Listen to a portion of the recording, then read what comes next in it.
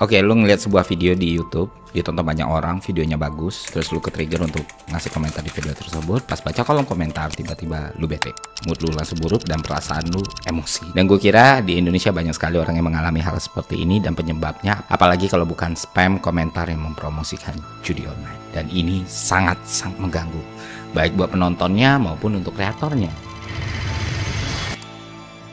Dan menurut gue sekarang ini jadi masalah terbesar di ekosistem YouTube Indonesia. Nah sekarang melalui video ini gue akan mencoba menjelaskan kepada teman-teman semua, baik kreator yang nonton video ini maupun penonton, apa yang bisa kita lakukan untuk menghancurkan fenomena menjijikan ini. Dan gue butuh bantuan teman-teman semua.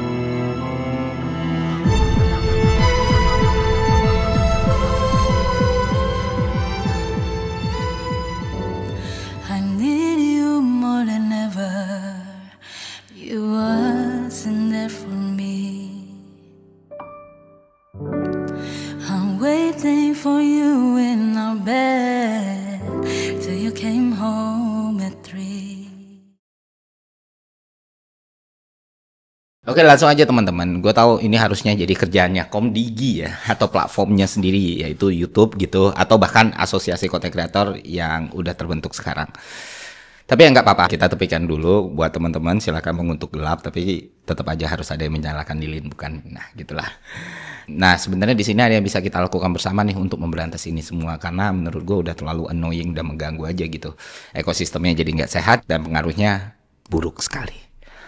Nah, melalui beberapa video yang gue buat, gue coba pelajari polanya dan telusuri bagaimana cara mereka bekerja supaya dapat inti permasalahannya nih. Mendapatkan goalsnya, mendapatkan metodenya, mendapatkan latar belakangnya, dan kalau kita udah punya itu semua, kita jadi tahu harus melakukan apa.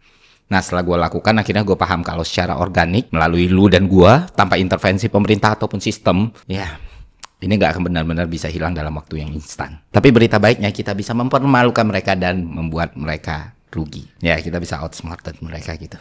Caranya, ya simple. Dengan melakukan hal yang lebih pintar dari mereka, sehingga kita bisa menggiring mereka ke jurang yang tidak bisa memberikan mereka pilihan. Artinya apa? Artinya kalau mereka tetap melakukan ini semua, uang mereka akan habis, energi mereka akan habis, tapi output dan outcome-nya tidak akan tercapai. Gimana caranya? Simak video ini baik-baik. Pertama gue jelasin dulu latar belakang cara kerja dan apa yang sebenarnya mereka incar. Gini, singkat aja, dalam sebuah bisnis, lu menjual produk ya kan? Bagaimana produk itu dikenal lebih luas dan lebih banyak orang lagi. Itulah kenapa ilmu marketing lahir. Nah, begitu juga dengan judi online ini, teman-teman. Judi online itu adalah bisnis yang menjual harapan palsu dengan cara yang menipu. Dan selayaknya sebuah bisnis, mereka butuh marketing. Kawan-kawan semua mungkin udah tahu ya, Bapak Ibu semua. Kita tahu selama ini judi online itu dibiarkan tumbuh subur walaupun ilegal dan sangat destruktif. Ya kenapa bisa? Ya lu tanya aja pemerintah dan aparatnya lah. Walaupun dilindungi kekuatan besar sekalipun nih para bandar judi online atau para pelaku usaha judi online ini, tetap aja ada yang nggak bisa mereka lakukan dengan kekuatan besar itu, teman-teman. Apa itu? Yaitu berjualan. Makanya marketing harus mereka lakukan. Bagaimana caranya? Ya yang paling masif dan terlihat banget beberapa tahun yang lalu, apalagi kalau bukan public figure, artis dan influencer. And it works, very works gitu, sangat berhasil. Nah sekarang mereka nggak bisa mereplicate itu. Kenapa demikian? Karena situasi sudah berubah, teman-teman. Banyak public figure, influencer atau artis yang menolak mentah-mentah tawaran judi online dengan nilai fantastis sekalipun, walaupun dulu mungkin menerima gitu. Kenapa demikian? Apakah karena penegakan hukum kita kuat? Tidak. Karena sanksi sosial dari masyarakat begitu besar. Semakin besar followernya, semakin besar pula sanksinya. Dan sekarang siapapun yang mempromosikan judi online, kalau kena, disorot, vlog misalnya, degrading karirnya pasti dan hancur gitu. Dan semua ini terjadi karena dukungan teman-teman semua gitu. Dan kesadaran kita semua. Mungkin kalian paham kan kenapa sektor ini yang gue incar dan gue hancurin habis-habisan. Karena ini rantai distribusi tengah dan fundamental. Sekarang gue warga sipil biasa nih. Gue nggak punya kewenangan apapun, power apapun, dan alat apapun. Fight terbaik gue ya melawan ini gitu. Gue nggak akan bisa tembak yang lebih atas karena ya gue nggak punya sesuatu yang bisa mengontrol itu semua atau mengambil sebuah tindakan. Nah tapi kalau perannya nanti beda, ya jelas yang kita incar juga bakal beda. Tapi nantilah kita bahas ini.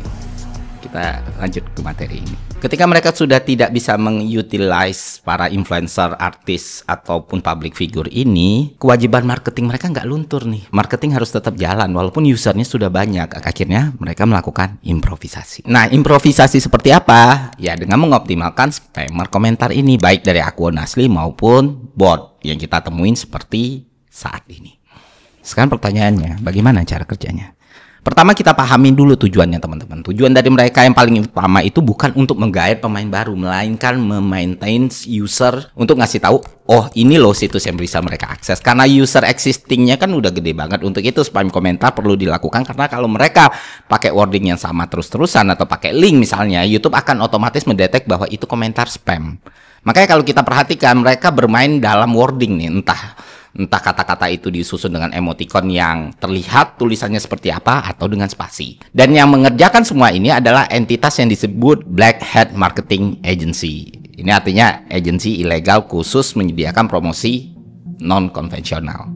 Ini istilah untuk menyebut agensi ilegal yang khusus menyediakan jasa promosi non-konvensional. Nah, mereka bertindak sebagai perantara antara situs dan spammer individu. Lalu bagaimana mereka dibayar? Mereka dibayar dengan sistem flat fee model. Artinya sistem bayaran bisa dihitung berdasarkan satu per komentar yang bertahan 24 jam. Misalnya 50.000 untuk 100.000 komentar yang nggak dihapus selama 24 jam. Kalau komentar dihapus lebih cepat, spammernya nggak dibayar. Kedua, jumlah video yang ditempelin dalam komentar bisa juga dihitung dari total video yang dikomentari. Misalnya 500.000 untuk 1.000 video.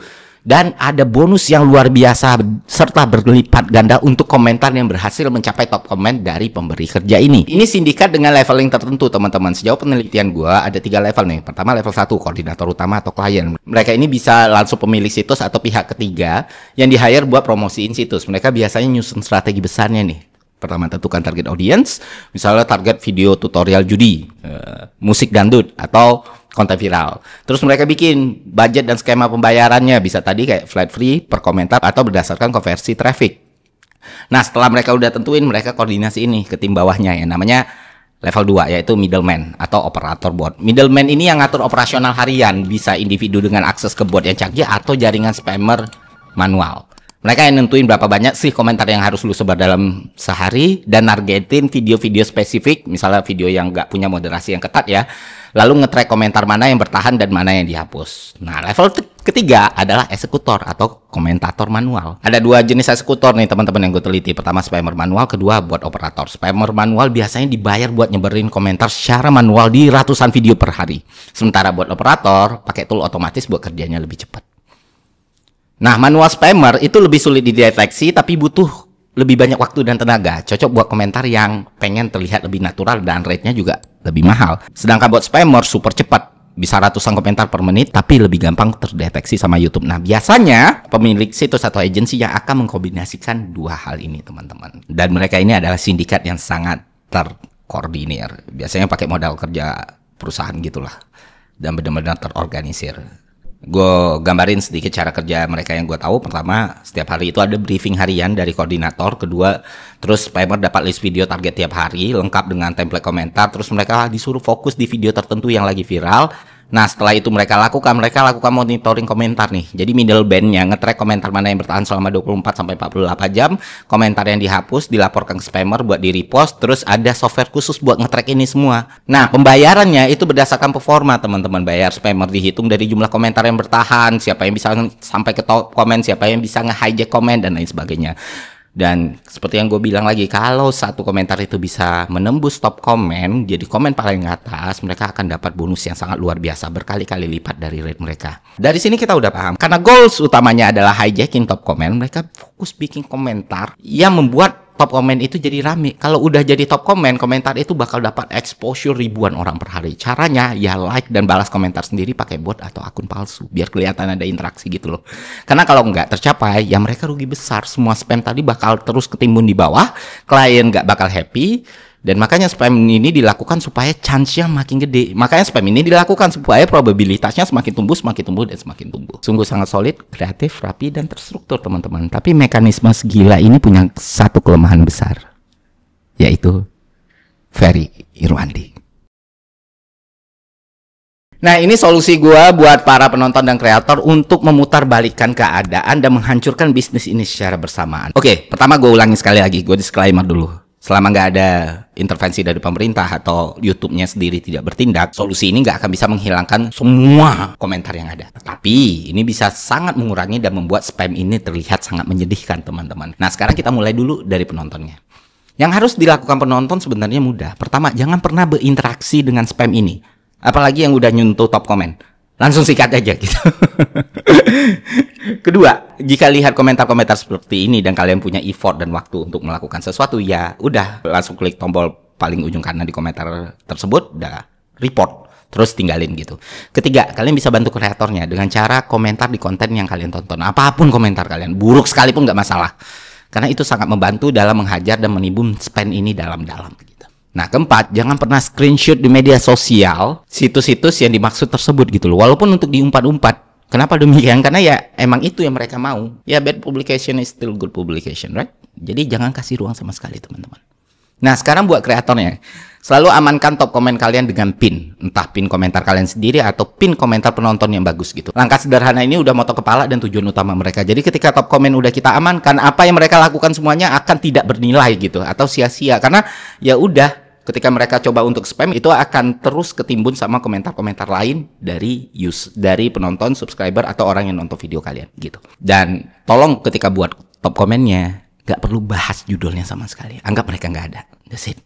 Karena kalau lu bahas sedikit aja, wow, lu top komen, jangan ada judul promosi di sini ya. Kedua, block dan mute kata-kata sekuat yang kalian bisa. Jadi kata-kata itu kan bisa di-block di YouTube. Bikin mereka sulit buat wordingnya gitu. Ingat, mereka bertahan dari relevansi kan, mereka nggak akan bisa, memang nggak akan semuanya bisa kita blok, tapi lumayan efektif membuat mereka kewalahan. Ketiga, tingkatkan moderasi di channel kalian ketika mengupload video. Ini lumayan membantu untuk menyulitkan mereka. Jangan tanpa filter gitu, karena berdasarkan apa yang gue uji, ternyata filtrasi ini atau penyaringan ini cukup efektif. Dan percayalah, kombinasi ini semua jika dilakukan secara bersamaan itu akan sangat-sangat membuat para spammers ini kesulitan, dan ini terbukti efektif di channel gue, dan gue harap para kreator yang lain bisa melakukan hal yang sama. Jangan kita kasih ruang sama sekali, kecuali lu emang kerja sama mereka ya, beda lagi. Nah, di sisi lain gue bakal gerak sendiri untuk datengin satu-satu semua pihak semaksimal yang bisa gue lakukan, pihak YouTube-nya, Komdigi-nya, atau asosiasi konten kreatornya, karena seharusnya ini memang jadi tugas mereka nih, PR mereka, dan kita bantulah semaksimal mungkin. Ya, gue bakal bikin janji meeting atau apapun yang bisa gue usahakan untuk semua yang bisa, atau apapun lah yang bisa gue usahakan untuk semua ini. Sementara itu, sebelum semuanya terlaksana, mari kita melakukan apa yang bisa kita lakukan. Oke, itu aja dari gue. Semoga konten ini bermanfaat. Sampai jumpa di konten selanjutnya. See ya.